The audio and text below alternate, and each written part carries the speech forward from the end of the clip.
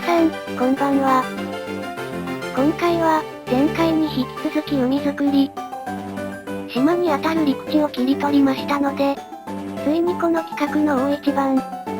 その外側をすべて、海にします。この地図で言えば、西側の一帯がすべて水に沈むことになります。地図上だと簡単に見えますが、実際はかなりの範囲。簡単に測ってみたのですが、南北で約2800ブロック、東西で約2500ブロックの範囲です。やばいねー。なので、もうこの地図と同じような画面で作業をしようと思います。以前煙突山を作成した際に少し使いましたが、MC エディットという外部ツールで一気に地形を塗り替えちゃいます。こういうツールを使うのは控えていたのですが、さすがにこの範囲をストラクチャーブロックでちまちまやってたらね、心が折れたので、お許しくれっぴー。さて、じゃあ実際にどう海にするかというと、まずは、海予定地の海面より上の地形をすべて削ります。当然、島の地形を削るわけにはいかないので、ここでは島周囲の地形をちまちま削っていきます。前回も島の周囲の地形を沿うように削っていましたが、今回のこの作業の際に目印になるので、必要な作業だったんです。あとは海面以下の地形を見ずに、海にすればいいのですが、これもちょくちょくお話ししている、海底の問題がありまして、単純に海面以下の地形を見ずにするだけだと、海底がまな板になってしまうのですが、多少、デコボコさせたいんです。最初は地表の地形を落として海底に利用しようと思っていましたが、面倒でした。なので、どうするかというと、海面以下の地形を水に変えるには変えますが、全部の地形、ブロックを変えるのではなく、鉱石や花崗岩などの部分的に埋蔵されている石は水に変えず、残します。こういった鉱石はどうするかというと、砂利に変えて、海底に落とします。砂利は海底に敷き詰められているブロックなので、これで海底のあちこちに山ができると。まあ、まな板よりマシ、程度の小細工ですね。あ、そうそう、この海面以下のブロックを水に変える作業。これまでもちまちまやっていたら面倒なので、島も含め、海にする範囲全部を指定してやっちゃいます。島が含まれていると言っても、海面以下ならそこまで影響ありませんから。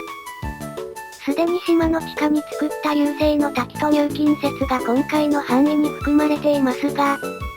これらの地形で使ったブロックを返還対象にしなければ問題ありません。あとは、海面部分の残ったブロックを水に変えてしまえば、あっという間に、ほとんど海になりました。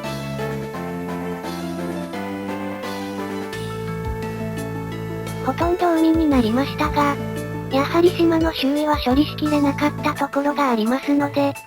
そこは丁寧に海に塗り替えていきます。先ほどの作業で、島周辺のかなりの範囲を海にしましたが、正直、そこまで遠方を海にすることが方円地方作成に必要かと言われると、そうでもないと思ってまして。あくまでね、島周辺。島から海を眺めた時、どこまでも続く水平線が見えれば、それでいいかな、と。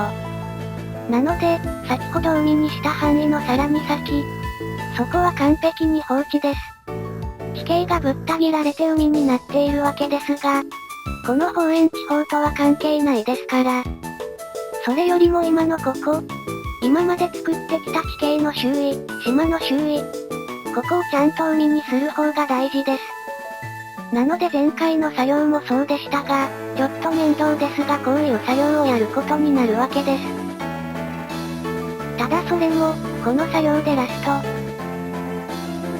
島の周辺も水に変えてしまえば、パッと見はもう海が完成していると言ってもいいでしょう。気になるのは、ちょっと小細工をした海底。それがどうなっているかというと、マイクラのゲーム画面に戻りまして、さらに水のテクスチャをなくしています。この辺りは自然生成された海底ですが、その先の方に広がる、小さなブロックの山がうじゃうじゃしている辺りが、海王がした場所ですね。いやこれはこれで気持ち悪いですねまあでもやっぱ、まな板よりはマシ、だと思います。ともかく、これで海底も完成。残る問題は、島の海岸線、海面下の部分。先ほどの作業で海面下は島も含んで処理していたので、海岸線が空洞になっちゃってるんですよね。なのでここを埋め立てて、島を島にしましょう。まあでも、やることは本当に、埋めるだけです。事前にストラクチャーブロックをセットしておきましたので、それらを起動させて埋めていきます。今までの作業の通り、海面下は砂利ブロックだけを使うようにしています。もともと自然生成された海底は砂利が敷き詰められているので、そこに合わせているわけですね。砂利ブロックもテクスチャを変えて紫色にしているので、水を通してみると方円地方っぽい青い海になるんじゃないかなと思っています。方円地方の海はご存知の通り、水道として本家の地形もあり、さらにはその海の中にまで探索できる場所もある、大事な場所ですから、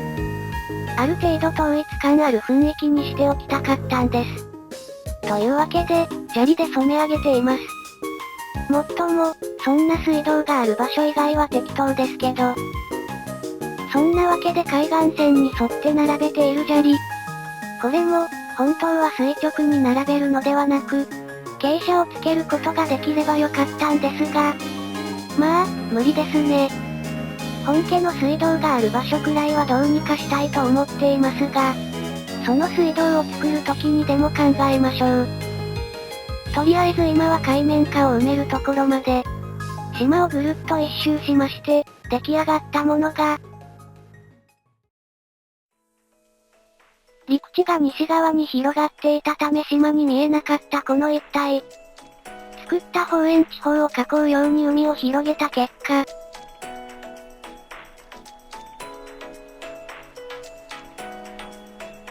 どうでしょう。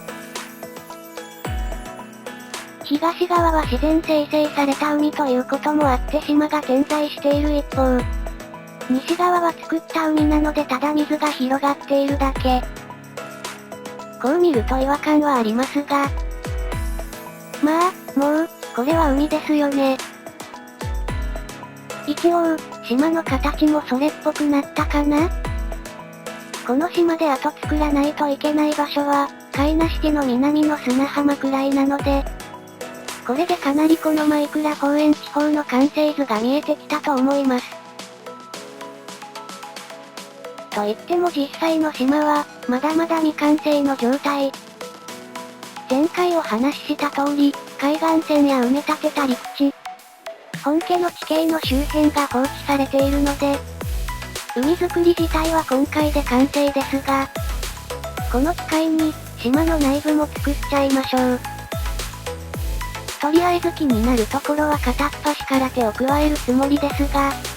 あったらそこでおしまいにしようと思っているので、最終的に島がどうなるか、わかりません。とは言っても、これで方円地方メインの地形が完成となるわけで、最後まで頑張りたいと思いますので、また次回、よろしくお願いします。